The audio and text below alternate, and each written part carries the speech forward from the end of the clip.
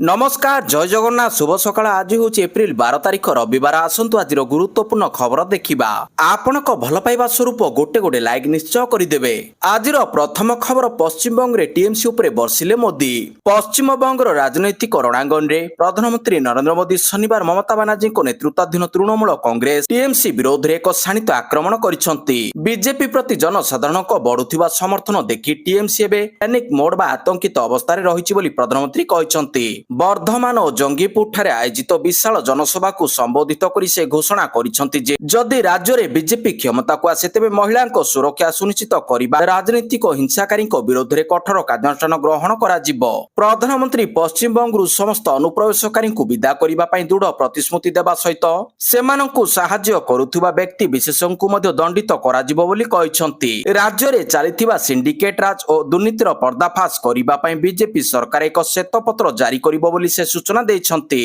परवर्ती खबर school leaving certificate मार्गदर्शिका हजि जाइथिले किंबा नष्ट होइतिले दियाजिबो नकल स्कूल लिविंग सर्टिफिकेट एससीएल नै विद्यालय और गणशिक्षा विभाग पक्षरु मार्गदर्शिका जारी करा जाइछि। एससीएल पई आसिला नूतन गाइडलाइन जदि कौन सी छात्र छात्री को एससीएल हजि जाइथाय किंबा नष्ट होइथाय तेबे तांकु नकल कॉपी मिलिबो। एथिपई उक्त छात्र छात्री को प्रकृत कथा तथा यथार्थता दर्शाइबाकू हेबो। विभाग पक्षरु जारी होइतिबा मार्गदर्शिकारे कुहा जाइछि ओरिजिनल एसएलसी हजि जाइथिले किंबा नष्ट होइथिले एहार नकल कॉपी पाइबा पई अनेक छात्र छात्री हैरान हेउछंती। एबे सरकार डुप्लिकेट सर्टिफिकेट प्रदान करिबा पई अनुमति देइछंती।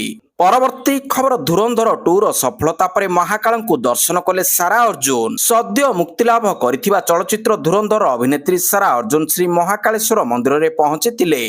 तांको बापा राजा अर्जुन एवं माता सोनिया मध्य तांको सहित उपस्थित थिले। सारानंदी हॉल रु प्रभु महाकालंकर दर्शन करी आशीर्वाद नैथिले। सारा अर्जुन प्रथम थर पई महाकाल मंदिर दर्शन पई आसीथिले। से प्राय भोर 4टारे भस्म आरती रे अंशग्रहण करिथिले एवं प्राय 2 घंटा पर्यंत आरती रे अंश थिले। परवर्ती खबर सोमवार ठारू भीतर रत्नभंडार गणति मणति बाहर रत्नभंडार गणति मणति शेष। तृतीय दिन रे बाहर रत्नभंडार अलंकार प्राय 90 शतकड़ा अलंकार गणति मणति सरिछि। समस्त अलंकार 3D मैपिंग सहित वीडियोग्राफी और फोटोग्राफी होइछि। आसंता 13 तारिख अर्थात सोमवार ठारू भीतर रत्नभंडार गणति मणति आरंभ हेबो।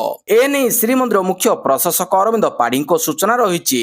14 तारिख महाविषुव संक्रांति पई बंद रहिबो गणति मणति पुणी 16 रु 18 जाए गणति मणति हेबो बोली सूचना देइछंती श्रीमंदिर मुख्य प्रशासन। परवर्ती खबर केन्दुझर गस्तरे मुख्यमंत्री अरडेई पोल केन्दुझर सदर अंचल पर एक नूतन परिचय आनिब कहिले मुख्यमंत्री श्री मोहन चरण माझी प्रचेष्टार केन्दुझर सदर अंतर्गत बोदापालासा ग्राम पंचायत पाइला नूतन परिचय। बहुदिन यह अंचल समेत आखपाख 5टी पंचायतर लोकों आशा थिबा अरडेई नाल उपरे निर्माण होइतिबा पोल को मुख्यमंत्री माझी उद्घाटन करिसेंती। एथि सहित जनसाधारण को उत्सर्गीकृत करिसेंती। एथिसहित यहाकू जनसाधारण को उत्सर्गीकृत करिसेंती। पोल प्राय 5000 ऊर्ध्व अंचलवासी दैनंदिन गमनागमनर मुख्य धारा साजिछि।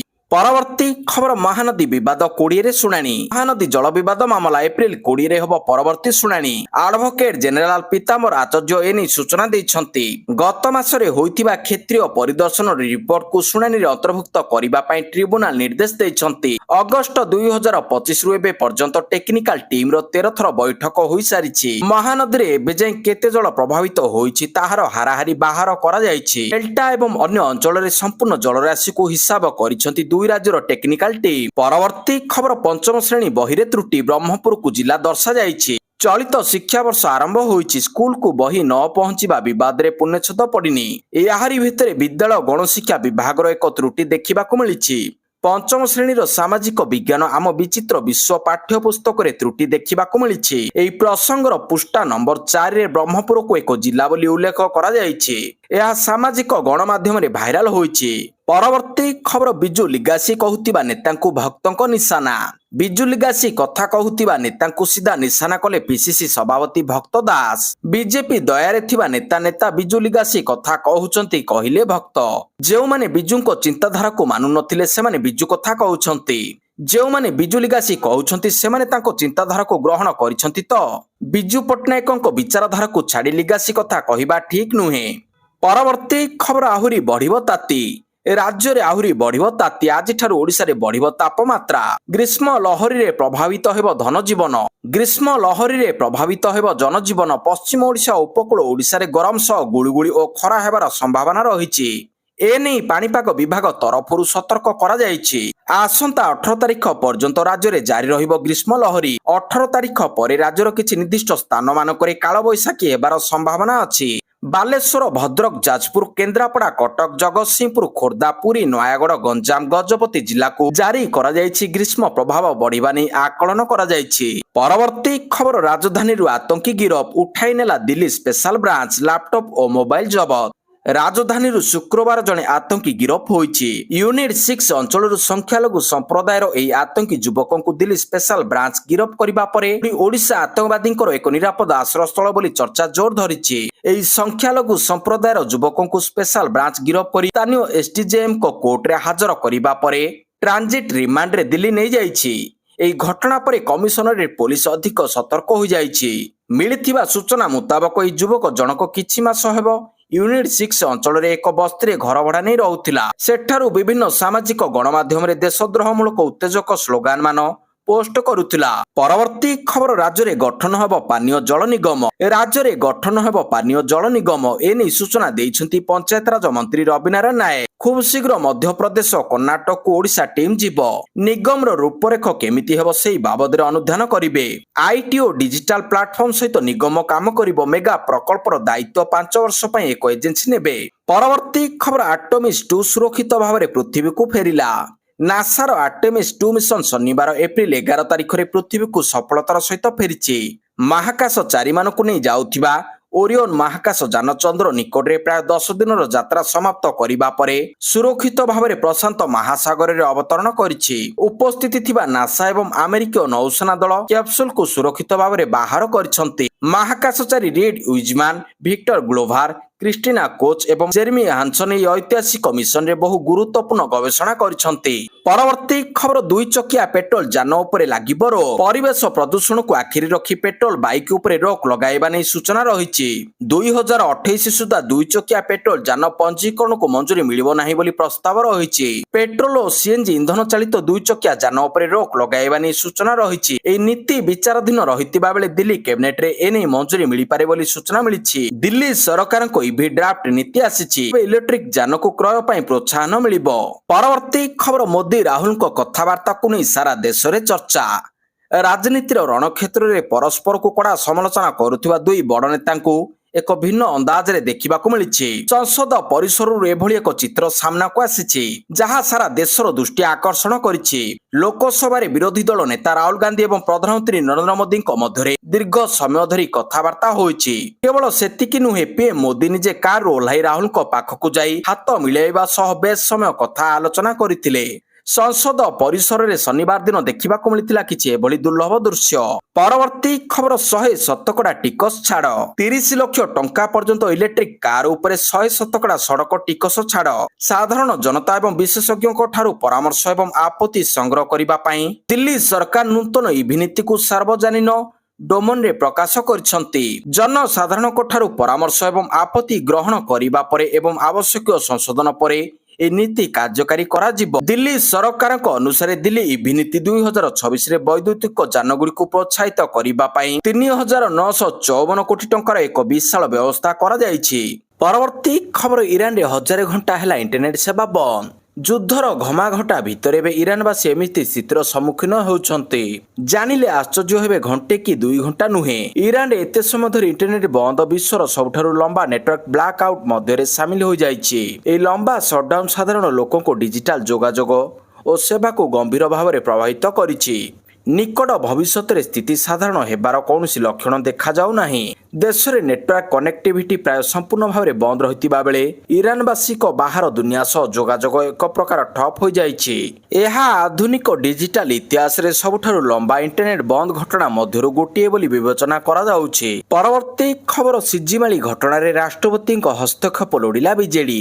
ରାୟଗଡ଼ା ଜିଲ୍ଲାର ସିଜିମାଳି ଅଞ୍ଚଳରେ ଆଦିବାସୀ ଭାଇ ଭଉଣୀମାନଙ୍କ ଉପରେ ପ୍ରଶାସନର ବର୍ବରୋଚିତ କାଣ୍ଡ ଘଟଣାକୁ ବିଜୁ ଜନତା ଦଳ ତୀବ୍ର ନିନ୍ଦା କରିଛି। ଘଟଣା ସମ୍ପୂର୍ଣ୍ଣ ଅମାନବୀୟ ବୋଲି ବର୍ଣ୍ଣନା କରି କରିବା ସହିତ ଆଦିବାସୀମାନଙ୍କୁ ଉଚିତ ନ୍ୟାୟ ପ୍ରଦାନ କରିବା ପାଇଁ ଦେଶର ରାଷ୍ଟ୍ରପତିଙ୍କ ହସ୍ତକ୍ଷେପ ଲୋଡ଼ିଛି ବିଜେଡି। ଶଙ୍ଖ ଭବନରେ ଆୟୋଜିତ ସାମ୍ବାଦିକ ସମ୍ମିଳନୀରେ ଦଳର ରାୟଗଡ଼ା ଜିଲ୍ଲା ସଭାପତି ଜଗନ୍ନାଥ ସାରକା, କୋରାପୁଟ ଜିଲ୍ଲା ସଭାପତି ଝିନ୍ନ ହିକା, ଗଣମାଧ୍ୟମ ସଂଯୋଜକ ଡକ୍ଟର ପ୍ରିୟବ୍ରତ ମାଝୀ ସିଝିମାଳି ଅଞ୍ଚଳରେ ଆଦିବାସୀମାନଙ୍କ ଉପରେ ପ୍ରଶାସନ ଦ୍ୱାରା କରାଯାଇଥିବା ଅମାନବୀୟ ଓ ବର୍ବରଚିତ କାଣ୍ଡ ରାଜ୍ୟ ବିଜେପି ସରକାରଙ୍କ ଆଦିବାସୀ ବିରୋଧୀ ନୀତିକୁ ପ୍ରଦର୍ଶିତ କରୁଛି ବୋଲି ଅଭିଯୋଗ କରିଛନ୍ତି। ପରବର୍ତ୍ତୀ ଖବର ଇତିହାସ ରଚିଲେ ଦିବ୍ୟା ସିଂ। ସାଇକେଲ ଯୋଗେ ମାଉଣ୍ଟ ଏଭରେଷ୍ଟ ବେସ୍ କ୍ୟାମ୍ପରେ ପହଞ୍ଚି ଏକ ଇତିହାସ ରଚନା କରିଛନ୍ତି ଉତ୍ତରପ୍ରଦେଶ ଗୋରଖପୁରର 28 ବର୍ଷିଆ ଶିକ୍ଷୟିତ୍ରୀ ଦିବ୍ୟା ସିଂ। କାଠମାଣ୍ଡୁରୁ ନିଜର ଯାତ୍ରା ଆରମ୍ଭ କରି ସେ ମାତ୍ର 14 ଦିନ ମଧ୍ୟରେ 17,560 ଫୁଟ ଉଚ୍ଚତାରେ ପହଞ୍ଚିବାରେ ସକ୍ଷମ ହୋଇଛନ୍ତି। ଏହି ସଫଳତା ହାସଲ କରିବାରେ ସେ ପ୍ରଥମ ଭାରତୀୟ ଏବଂ ବିଶ୍ୱର ଦ୍ୱିତୀୟ ମହିଳା ହେବାର ଗୌରବ ଅର୍ଜନ କରିଛନ୍ତି। -12 ଡିଗ୍ରୀ ସେଲସିୟସ୍ ତାପମାତ୍ରା, ଅମ୍ଳଜାନର ଅଭାବ ଏବଂ ପ୍ରବଳ ପବନ ଭଳି ପ୍ରତିକୂଳ ପରିସ୍ଥିତି ସତ୍ତ୍ୱେ ସେ ପ୍ରତିଦିନ 10ରୁ 12 ଘଣ୍ଟା ସାଇକେଲ ଚଲାଉଥିଲେ। ପରବର୍ତ୍ତୀ ଖବର ମୁଖ୍ୟମନ୍ତ୍ରୀଙ୍କ କେନ୍ଦୁଝର ଗସ୍ତ। ଲଙ୍ଗଳକଣ୍ଟିଠାରେ ଅଣ୍ଡରପାସ୍ ଉଦ୍ଘାଟନ କଲେ ମୁଖ୍ୟମନ୍ତ୍ରୀ। ସଡ଼କ ସୁରକ୍ଷାରେ ଉନ୍ନତି ଆଣିବା ଏବଂ ଟ୍ରାଫିକ୍ ଗତିକୁ ସହଜ କରିବା ଦିଗରେ ଏକ ଗୁରୁତ୍ୱପୂର୍ଣ୍ଣ ପଦକ୍ଷେପ ନେଇ ମୁଖ୍ୟମନ୍ତ୍ରୀ କେନ୍ଦୁଝର ଲଙ୍ଗଳକଣ୍ଟିଠାରେ ନୂତନ NH-20ର ପାଣି କୋଇଲି ରିମୁଲି ସେକ୍ସନରେ ନବନିର୍ମିତ ଅଣ୍ଡରପାସ୍ର ଉଦ୍ଘାଟନ କରିଛନ୍ତି। ଏହି ଅଣ୍ଡରପାସ୍ NH-20 ସହିତ ଏକ ଗୁରୁତ୍ୱପୂର୍ଣ୍ଣ ସଡ଼କ ଭାବରେ ବିକଶିତ ହୋଇଛି, ଯାହାକି ରାଜ୍ୟର ପ୍ରମୁଖ ଶିଳ୍ପ, ଖଣି ଏବଂ ବାଣିଜ୍ୟିକ କ୍ଷେତ୍ରଗୁଡ଼ିକୁ ସଂଯୋଗ କରୁଥିବା ଗୁରୁତ୍ୱପୂର୍ଣ୍ଣ ରାଜପଥ ମଧ୍ୟରୁ ଗୋଟିଏ। ପରବର୍ତ୍ତୀ ଖବର ଓଡ଼ିଶାକୁ ସର୍ବାଧିକ ବିଶ୍ୱକର୍ମା ପୁରସ୍କାର। ବିଶ୍ୱକର୍ମା ପୁରସ୍କାର ଓଡ଼ିଶାର 17 ପ୍ରକଳ୍ପ ପୁରସ୍କୃତ। ବିଶ୍ୱକର୍ମା ପୁରସ୍କାର ବିତରଣ ଉତ୍ସବରେ ଓଡ଼ିଶାକୁ ମିଳିଛି ସର୍ବାଧିକ ବିଶ୍ୱକର୍ମା ପୁରସ୍କାର। ଓଡ଼ିଶାର 17ଟି ପ୍ରକଳ୍ପ ପୁରସ୍କୃତ ହୋଇଛି। ଓଡ଼ିଶା ସରକାରଙ୍କ ଦ୍ୱାରା ଆବେଦନ କରାଯାଇଥିବା 10ଟି ପ୍ରକଳ୍ପକୁ ମିଶାଇ ସର୍ବମୋଟ 17ଟି ପ୍ରକଳ୍ପକୁ ବିଭିନ୍ନ ବିଭାଗରେ ପୁରସ୍କୃତ କରାଯାଇଛି। ପୂର୍ତ୍ତ ବିଭାଗର 3, ଜଳସମ୍ପଦ ବିଭାଗର 5 ଓ କ୍ରୀଡ଼ା ବିଭାଗର 2ଟି ପ୍ରକଳ୍ପ ପୁରସ୍କୃତ ହୋଇଛି। ପରବର୍ତ୍ତୀ ଖବର ଆମେରିକା ଗୁଇନ୍ଦାର ବଡ଼ ଖୁଲାସା। ଇରାନକୁ ଶସ୍ତ୍ର ଯୋଗାଣ କରୁଛି ଚୀନ। ଗୋଟିଏ ପଟେ ନିଜକୁ ଆମେରିକା ଓ ଇରାନ ମଧ୍ୟରେ ଯୁଦ୍ଧ ବିରାମ କରାଉଥିବା ଶାନ୍ତିଦୂତ ସାବ୍ୟସ୍ତ କରିବାକୁ ଚେଷ୍ଟା କରୁଥିବା ବେଳେ ଅନ୍ୟପଟେ ଆମେରିକୀୟ ଗୁଇନ୍ଦା ରିପୋର୍ଟରେ ଦାବି କରାଯାଇଛି ଯେ ବେଜିଂ ଆଗାମୀ କିଛି ସପ୍ତାହରେ ଇରାନକୁ କାନ୍ଧରେ ରଖି ଉପଯୋଗ କରି ହେଉଥିବା ବିମାନଭେଦୀ ମିଜାଇଲ ସିଷ୍ଟମ ଯୋଗାଇ ଦେବାକୁ ପ୍ରସ୍ତୁତି ଚଳାଇଛି। ଏହି ମିଜାଇଲ ସିଷ୍ଟମ କମ୍ ଉଚ୍ଚତାରେ ଉଡୁଥିବା ଆମେରିକା ହେଲିକପ୍ଟର ଓ ଯୁଦ୍ଧ ବିମାନ ଲାଗି ବିପଦଜନକ ହୋଇପାରେ। ପରବର୍ତ୍ତୀ ଖବର ହାଇଦ୍ରାବାଦକୁ ହରାଇ ପଞ୍ଜାବର ତୃତୀୟ ବିଜୟ। ଅଧିନାୟକ ଶ୍ରେୟସ ଆୟରଙ୍କ ଅପରାଜିତ 69 ରନ୍ର ଇନିଂସ ବଳରେ ପଞ୍ଜାବ କିଙ୍ଗସ୍ ଏକ ହାଇସ୍କୋରିଂ IPL ମ୍ୟାଚରେ ସନରାଇଜର୍ସ ହାଇଦ୍ରାବାଦକୁ ପରାସ୍ତ କରିଛି। ପଞ୍ଜାବର ଚତୁର୍ଥ ମ୍ୟାଚରେ ତୃତୀୟ ବିଜୟ ହୋଇଥିବା ବେଳେ ହାଇଦ୍ରାବାଦ ଲାଗି ଚତୁର୍ଥ ମ୍ୟାଚରେ ତୃତୀୟ ପରାଜୟ। ବୃନ୍ଦାବନରେ ଘଟିଥିବା ବୋଟ୍ ବୁଡି ଘଟଣାରେ ପ୍ରାଣ ହରାଇଥିବା ପୀଡ଼ିତଙ୍କ ପାଇଁ ପଞ୍ଜାବ ଦଳର ଖେଳାଳିମାନେ କଳା ରଙ୍ଗର ଆର୍ମବ୍ୟାଣ୍ଡ ପିନ୍ଧିଥିଲେ। ପ୍ରଥମେ ବ୍ୟାଟିଂ କରିଥିବା ହାଇଦ୍ରାବାଦକୁ ଅଭିଷେକ ଶର୍ମା ଓ ଟ୍ରାଭିସ୍ ହେଡ୍ ବିସ୍ଫୋରକ ଆରମ୍ଭ ପ୍ରଦାନ କରିଥିଲେ। ଦୁହେଁ ପାୱାର ପ୍ଲେ ଶେଷ ସୁଦ୍ଧା ଦଳୀୟ ସ୍କୋରକୁ 105 ରନରେ ପହଞ୍ଚାଇବା ସହ 8 ଓଭରରେ 120 ରନ୍ ଯୋଡ଼ିଥିଲେ। ପଞ୍ଜାବ 18 ଓଭର 5ଟି ବଲରେ 4 ୱିକେଟ ହରାଇ 223 ରନ୍ କରି ମ୍ୟାଚକୁ ଜିତି ନେଇଥିଲା। ଆୟର 33 ବଲରେ 5 ଲେଖାଏଁ ଚୌକା ଓ ଛକା ସହିତ 69 ରନ୍ କରି ଅପରାଜିତ ରହିଥିଲେ। ପରବର୍ତ୍ତୀ ଖବର ଆଶା ଭୋସଲେ ଅସୁସ୍ଥ, ବ୍ରିଚ୍ କ୍ୟାଣ୍ଡି ହସ୍ପିଟାଲରେ ଭର୍ତ୍ତି। ଆଶା ଭୋସଲେ ହସ୍ପିଟାଲରେ ଭର୍ତ୍ତି ହେଲେ। ଦିଗ୍ବିଜୟ ଗାୟିକା ଆଶା ଭୋସଲେଙ୍କୁ 11 ଏପ୍ରିଲ ଶନିବାର ମୁମ୍ବାଇର ବ୍ରିଚ୍ କ୍ୟାଣ୍ଡ ହସ୍ପିଟାଲରେ ଭର୍ତ୍ତି କରାଯାଇଛି। ହସ୍ପିଟାଲ ଏମର୍ଜେନ୍ସିରେ ତାଙ୍କର ଚିକିତ୍ସା ଚାଲିଛି। ସୂତ୍ର ଅନୁସାରେ ତାଙ୍କର ସ୍ୱାସ୍ଥ୍ୟ ଅବସ୍ଥା ଗୁରୁତର ରହିଛି।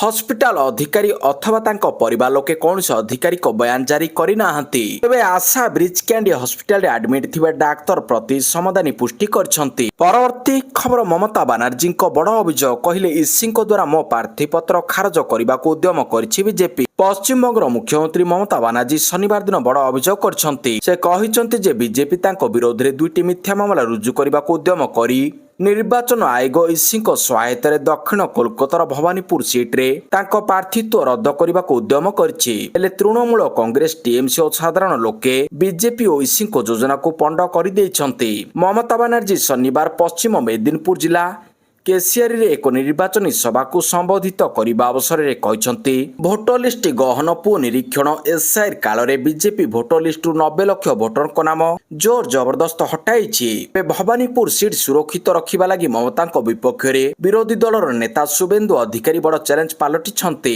ପରବର୍ତ୍ତୀ ଖବର ବଢ଼ିଲା ହାଇସ୍ପିଡ୍ ଡିଜେଲ ଏବଂ ଇନଫ୍ରା ସେସ୍ ଏକ୍ସାଇଜ ଡ୍ୟୁଟି। केंद्र सरकार हाईस्पीड डिजेल उपरे एक्साइज ड्यूटी को बढ़ाई 24 टंका प्रति लिटर और इन्फ्रासेस 36 टंका प्रति लिटर कर दिया जाइछि।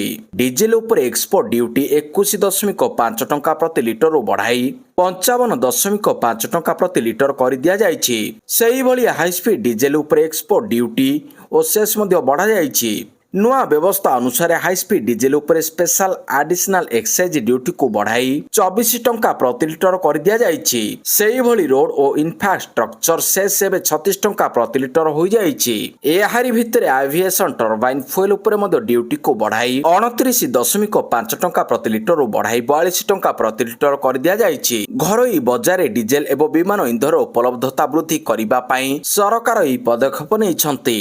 परवर्ती खबर भुवनेश्वर में पहुंचला 5 केजिया गैस सिलिंडर बिना प्रमाण पत्र रे मिलिबो। अमेरिका इस्राएल और ईरान भितर युद्ध कारण भारत समेत सारा विश्व में तैल एवं इंधन संकट देखा मिली। तेबे यह भितर भुवनेश्वर में पहुंची 5 केजिया गैस सिलिंडर। विभिन्न इंडियन ऑयल टैंकी इंडियन गैस पक्षर 5 केजिया सिलिंडर उपलब्ध करा एणिकी छात्र छात्री बा जो माने श्रमिक अछंती जो माने मेस रे 5 केजिया सिलिंडर उपर निर्भरशील तांको असुविधा हेबाकु पड़िबो नाही। बिना प्रमाण पत्र रे यह मिलिबो। प्री बाबद रे आवश्यकता नाही। सिलिंडर को सिक्यूरिटी बाबद रे 800 टंका प्लस जीएसटी रहिछि। परवर्ती खबर अल्लू अर्जुन को जन्मदिन अवसर में फिल्म राकार प्रथम पोस्टर रिलीज। पुष्पा पर चर्चा रे राका। अल्लू अर्जुन को 44तम जन्मदिन अवसर में फिल्म राकार प्रथम पोस्टर रिलीज होइतिला जेउथिरे से भयंकर एवं इंटरेस्टिंग लुक रे नजर आसीछंती। प्रथम थर पर अल्लू अर्जुन को दीपिका सह देखा मिली जहाँ फिल्म टी को आहरी खास बनाई देइछि। पुष्पा 3 चर्चा मध्य अल्लू आगामी फिल्म राकार पोस्टर जारी हेबा मात्रे चर्चा रे रहिछि।